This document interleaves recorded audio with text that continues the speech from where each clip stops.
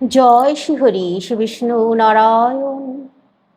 আজকের বিষয় খুব সুন্দর, গুরুত্বপূর্ণ বিষয়।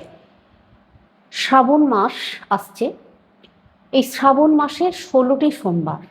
আমার অনেক মায়েরাই আমাকে জিজ্ঞাসা করেছেন, এই 16টি সোমবার আমরা কিভাবে ব্রত রাখবো, আর এই 16টি সোমবার করার জন্য 4টি মাস লাগবে। তো এই 4 মাসই কি নিরামিষ খেতে হবে? তো সঙ্গে থাকুন, সবটাই বলছি। দেখুন, শ্রাবণ মাসের প্রথম সোমবার যেদিন শুরু হচ্ছে, সেই সোমবার থেকে আপনারা পরপর 16টি সোমবার পর্যন্ত করে যাবেন। তো এই বছর এই শ্রাবণ মাসে 5টি সোমবার পড়েছে। এখানেও অনেকের দ্বন্দ্ব দ্বিধা কাজ করছে। তাহলে যেহেতু শ্রাবণ মাসে 5টি সোমবার পড়েছে, তাহলে কি আর একটি এক্সট্রা সোমবার করতে হবে? না, শ্রাবণ মাসের প্রথম যে সোমবারটা, সেই সোমবার থেকে মোট 16টি সোমবার ব্রত রাখবেন। প্রথম যে সোমবার শুরু হবে তার আগের দিন আপনারা সম্পূর্ণ নিরামিষ আহার করবেন।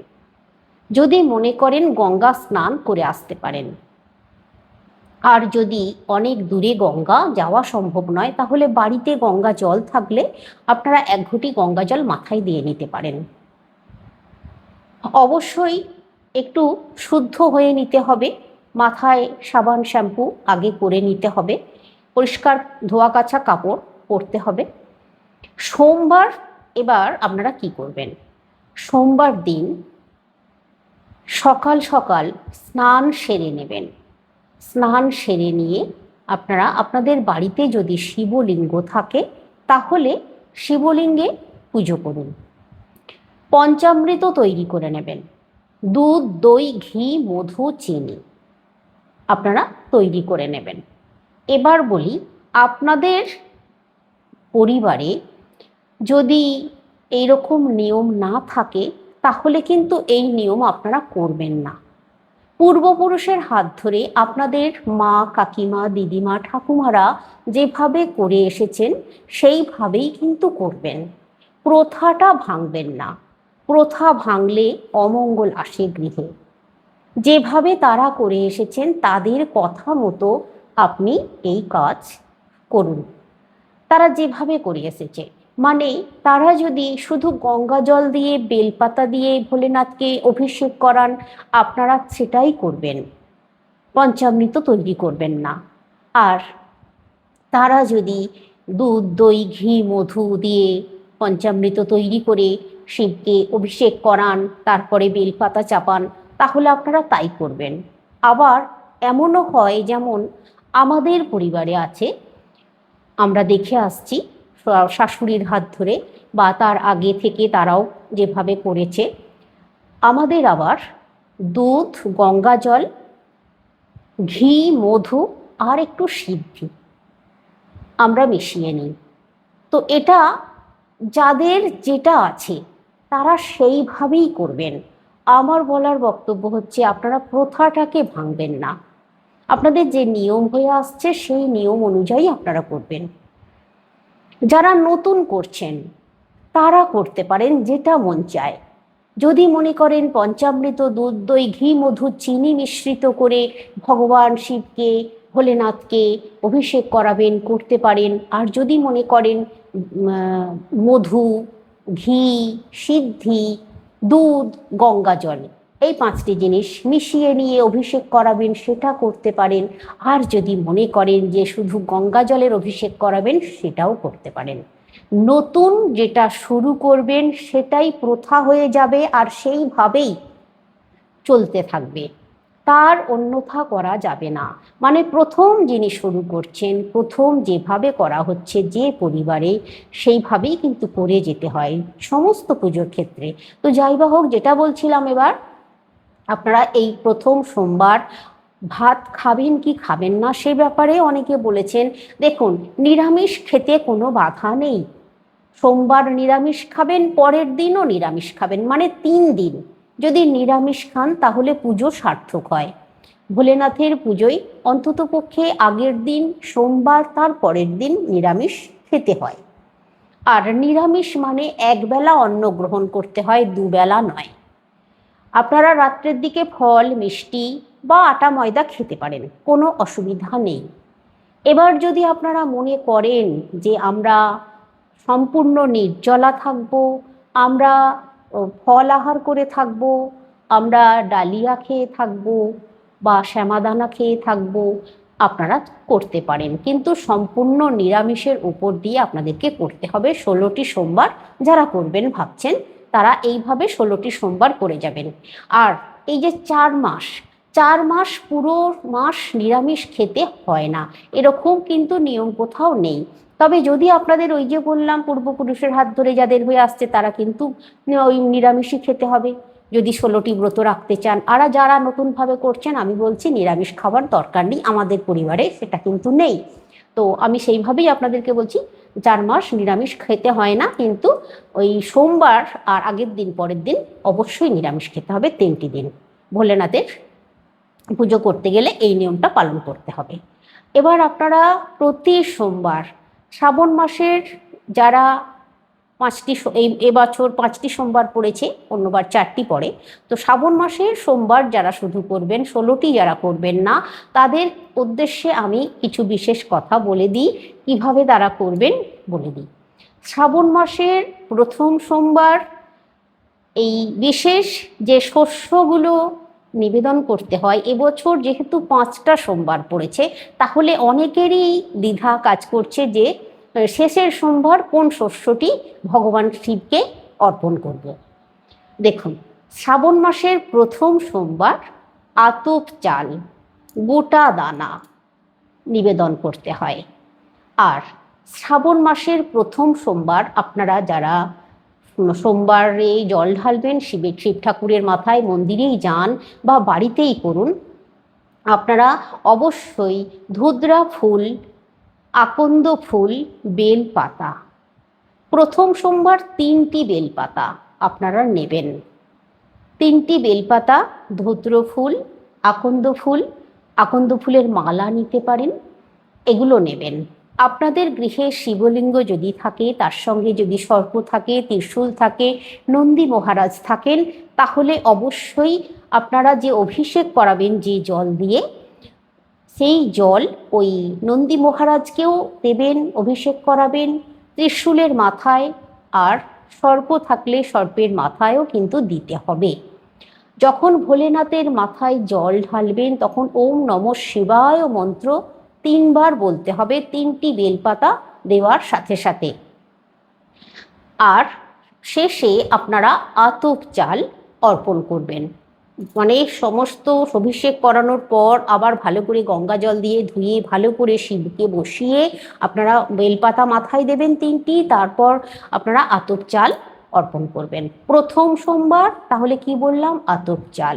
আর ভোলেনাথের পুজোয় অবশ্যই ঘিয়ের প্রদীপ প্রজ্বলিত করলে সব থেকে শুভ। ঘিয়ের প্রদীপ যদি প্রজ্বলিত করতে না পারেন তাহলে মোমবাতি প্রজ্বলিত করবেন, কিন্তু সর্ষের তেলের প্রদীপ জ্বালাবেন না। ধূপ দীপ অবশ্যই জ্বালাতে হবে, আর 5টা ধূপকাঠি জ্বালাবেন। আপনারা পঞ্চপ্রদীপ জেলে আরতি করতে পারেন, কর্পূর দিয়ে আরতি করতে পারেন, এগুলো আপনারা করতে পারেন। আর যদি মনে করেন যে শুধু প্রদীপ, ঘিয়ের প্রদীপ দিয়ে আরতি করবেন, সেটাও করতে পারেন, কোনো অসুবিধা নেই। ধূপ দিয়ে প্রদীপ দিয়ে আরতি করে নিন, তাতেও কোনো অসুবিধা নেই। দেখুন, বিশ্বাসে মিলায় বস্তু তর্কে বহুদূর। মনে যদি ভক্তি থাকে তাহলে কিছুই লাগে না। মনের ভক্তি দিয়েই ভোলেনাথকে ডাকলে তিনি সন্তুষ্ট হন। ভোলেনাথ অল্পেতেই সন্তুষ্ট। তবে বেলপাতাটা অবশ্যই ভোলেনাথকে দিতে হবে, গঙ্গা জল অবশ্যই ভোলেনাথকে দিতেই হবে। শ্রাবণ মাসে এই বেলপাতা আর গঙ্গা জল ছাড়া বিনা ভোলেনাথের পূজা অসম্পূর্ণ। তো এবার আপনারা প্রথম সপ্তাহে প্রথম সোমবার চাল অর্পণ করলেন, এবার দ্বিতীয় সোমবার কটা বেলপাতা আর কোন শস্য অর্পণ করবেন বলে দিচ্ছি। দ্বিতীয় সোমবার ঠিক সেমভাবে আগের দিন নিরামিষ খাবেন, পরের দিনও নিরামিষ খাবেন। যদি মনে করেন ভাত অন্ন খাবেন না, নাও খেতে পারেন, আর তারপরের দিনও নিরামিষ খাবেন। এটা ভোলেনাথের বিশেষভাবে করতে হবে। যারা সারা মাস নিরামিষ খেতে পারবে না তাদের জন্য এইটা পালন করতে হবে, বা যারা 16টা সোমবার ব্রত রাখবেন তাদের জন্য এই 3 দিন, মানে সোমবার আগের দিন পরের দিন নিরামিষ অবশ্যই খেতে হবে, 3টে দিন পালন করতেই হবে। যারা নিরামিষ খেতে পারবেন না সারা মাস, আর যারা সারা মাস নিরামিষ খাবেন, কোনো অসুবিধা নেই। এবার যেটা বলি আপনাদেরকে, দ্বিতীয় সোমবার আপনারা 11টি বেলপাতা নেবেন, 11টি। আর 11টি যদি জোগাড় করতে না পারেন, বর্ষাকাল শ্রাবণ মাস প্রচুর বেলপাতা পাওয়া যায়, কোনো অসুবিধা হবার কথা নেই। তবুও যদি সংগ্রহ করতে না পারেন তাহলে 3টেই চাপাবেন, কোনো অসুবিধা নেই, কিন্তু বেলপাতা বিনা পুজো হবে না। তো যেটা বলছিলাম, 11টা বেলপাতা দ্বিতীয় সোমবারে আপনারা নেবেন। দ্বিতীয় সোমবারে আপনারা ভোলেনাথের মাথায় চাপাবেন তিল। দ্বিতীয় সোমবার তিল যেভাবে পুজো করার করবেন, শেষে আপনারা তিল চাপাবেন। আর তিলটা একটু বেছে নেবেন, ওর মধ্যে যেন কুটি কাটা না থাকে। এবার তৃতীয় সোমবার ওই যেভাবে বললাম ওইভাবেই করবেন। তৃতীয় সোমবার আপনারা 21টি বেলপাতা নিতে পারেন, 21টি। আর 21টি যদি না জোগাড় করতে পারেন, 3টি অবশ্যই। 21টি বেলপাতা ভোলেনাথের মাথায় চাপাতে হবে, জলাভিষেক করতে হবে, মানে ওই পঞ্চামৃত বা যেটা বললাম, বা শুধু গঙ্গা জল দিয়ে জলাভিষেক করতে হবে। 21টি বেলপাতা মাথায় চাপাতে হবে, 21 বার ওম নমঃ শিবায় বলতে হবে। এখানে বলে দিই, 11টি বেলপাতা চাপাবেন, 11 বার ওম নমঃ শিবায় বলবেন। 3টি চাপাবেন, 3 বার ওম নমঃ শিবায় বলবেন। 21টি চাপাবেন, 21 বার ওম নমঃ শিবায় বলবেন। তারপর আপনারা শেষে তিল অর্পণ করে দেবেন। আর এই তৃতীয় সোমবার এই মন্ত্রটি যদি জপ করতে পারেন খুব ভালো হয়। ওম ত্রম্বকম যজামহে পুষ্টিম সুগন্ধিম বর্ধনান উর্বারকমিব বর্ধনান মৃত্যুর মোক্ষীয় মামৃতাৎ। এই মন্ত্রটা, এই মহামৃত্যুঞ্জয় মন্ত্রটা আপনারা তৃতীয় সোমবার করতে পারেন। তৃতীয় সোমবার চাপাবেন জপ। আর চতুর্থ সোমবার আপনারা 21টি বেলপাতা চাপাবেন। ইচ্ছা করলে আপনারা 28টি বেলপাতা চাপাতে পারেন, আপনারা 108টা বেলপাতা চাপাতে পারেন, আপনাদের খুশি মতো। চতুর্থ সোমবার যত খুশি বেলপাতা আপনারা চাপাতে পারেন, কিন্তু চতুর্থ সোমবার আপনারা গম শস্য হিসাবে অর্পণ করবেন। এবার যেহেতু এবছর 5টি সোমবার পড়েছে, পঞ্চম সোমবার তাহলে কি দেবেন? পঞ্চম সোমবার আপনারা বেলপাতা যত খুশি দিতে পারেন, মানে আপনাদেরকে যেটা বললাম, হয় 108টা, 28টা, 21টা, 11টা, 3টে আপনারা পঞ্চম সোমবারে দেবেন। আর পঞ্চম সোমবারে ছাতু, ছোলার ছাতুই হোক, গমের ছাতুই হোক, যে ছাতুই হোক না কেন, আপনারা ছাতু ভোলেনাথকে অর্পণ করবেন। আর যদি ছাতু সংগ্রহ করা যাচ্ছে না, তাহলে শেষের সোমবার আপনারা জব অর্পণ করুন। আর জবের ছাতু অর্পণ করা সব থেকে শুভ, আপনারা জবের ছাতুও এই দিন অর্পণ করতে পারেন ভোলেনাথের মাথায়। এখানে আপনাদেরকে বলি, এই যে 5টা সোমবার আপনারা রাখবেন, 5টা সোমবারেই কি গঙ্গা স্নান করতে হবে? না, প্রথম সোমবার তার আগের দিন আপনারা গঙ্গা স্নান বা গঙ্গা জলে স্নান করে নিন। প্রথম সোমবারটা প্রতি সোমবার করতে হবে না। এবার আপনাদেরকে যেটা বলবো, ফল, ভোলেনাথকে ফল অর্পণ করতে হয় সোমবারে। মানে ভোলেনাথের মাথায় যে শ্রাবণ মাসে জলাভিষেক করবেন, অবশ্যই যে কোনো একটি ফল ভোলেনাথের মাথায় চড়াতে হবে, যে কোনো একটি ফল। আপনারা প্রথম সোমবার যে ফলটি নেবেন, দ্বিতীয় সোমবার সেই ফলটি নেবেন না। 3টিও চড়ানো যায়, 5টিও যায়, আবার 1টিও যায়। তবে প্রথম সোমবার যেটি চড়াবেন, দ্বিতীয় সোমবার সেটি করবেন না, পরের সোমবার। এইভাবে পাল্টে পাল্টে আপনারা চড়াতে পারেন। আবার একই রকমের 5টা ফল যদি মনে করেন আপনারা চড়াতে পারেন, কিন্তু এখানে আপনাদেরকে বলি, সর্বশ্রেষ্ঠ ফল হচ্ছে বেল। আপনারা প্রতি সোমবারই যদি একটা করে বেল চাপাতে পারেন মাথায়, সব থেকে শুভ জানবেন। আর এখানে বলি, বেলই চাপান বা যে কোনো ফলই ভোলেনাথের মাথায় দেন না কেন, ওই ফল আপনারা বাড়ির কেউ গ্রহণ করবেন না। ওই ফল আপনারা জলে দিয়ে দেবেন, ওই ফল খাবেন না। পরের ভিডিওতে চোখ রাখুন, আমি আপনাদেরকে খুব ভালো একটি কথা বলে দিই। অনেকেই বলেছেন ভোলেনাথের প্রসাদ খাওয়া যায় না, নাকি কুকুর জন্ম হয়। এই বিষয়ে পরের ভিডিওতে বলছি। আজকে আসছি, সকলে সুস্থ থাকুন, ভালো থাকুন। আজকে একবার হলেও লিখুন কমেন্টে, জয় বাবা ভোলেনাথের জয়।